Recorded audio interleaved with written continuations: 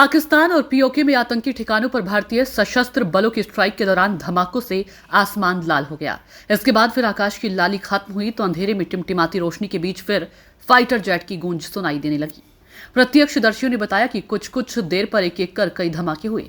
ये सिलसिला करीब 40 मिनट से अधिक तक चला।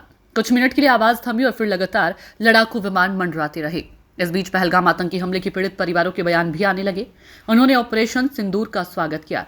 उन्होंने प्रधानमंत्री नरेंद्र मोदी और भारतीय सशस्त्र बलों को सलाम किया है। एन रामचंद्रन की बेटी आरती का छल का दर्द।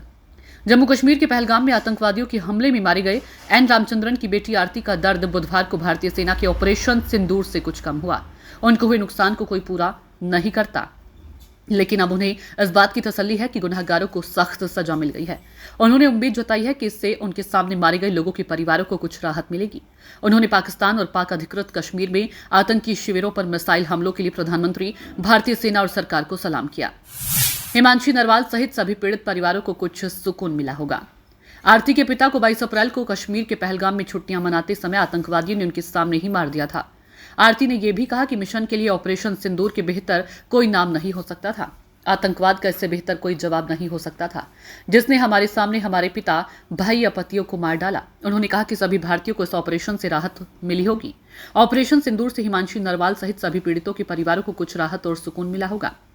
हिमांशी के पति भी आतंकी हमले में मारे गए लोगों में से एक थे और उनके पति के शव के पास उनकी बैठी तस्वीर इस घातक घटना की भयावह याद बन गई थी। पति और पिता को खोना व्यर्थ नहीं गया। मृतक संतोष जगदाले की बेटी असावरी जगदाले ने इस भयावह आतंकवादी हमले में निर्दोष लोगों की जान जाने का बदला लेने के लिए सरकार और भारतीय सेना के प्रयासों की जमकर सराहना की।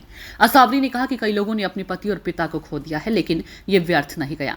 भारत ने ऑपरेशन सिंदूर शुरू करके पहलगाम आतंकवादी हमले के पीड़ितों को सच्ची श्रद्धांजलि दी और न्याय दिया है। इसलिए रखा गया ऑपरेशन सिंदूर नाम। जगदाले ने कहा कि हमारे रिश्तेदारों से फोन आए। भारत ने इन हवाई हमलों के जरिए पहलगाम हमले का बदला लिया है। मिशन का नाम सुनकर मैं बेहद भावुक हो गई थी। जब अमित शाह श्रीनगर में मृतकों को श्रद्धांजलि देने आए थे तो अपनी पतियों को खोने वाली बहनें गिड़गिड़ा रही थी। मुझे लगता है कि इसलिए ऑपरेशन को ऐसा नाम दिया गया है। ब्यूरो रिपोर्ट, नई दिल्ली।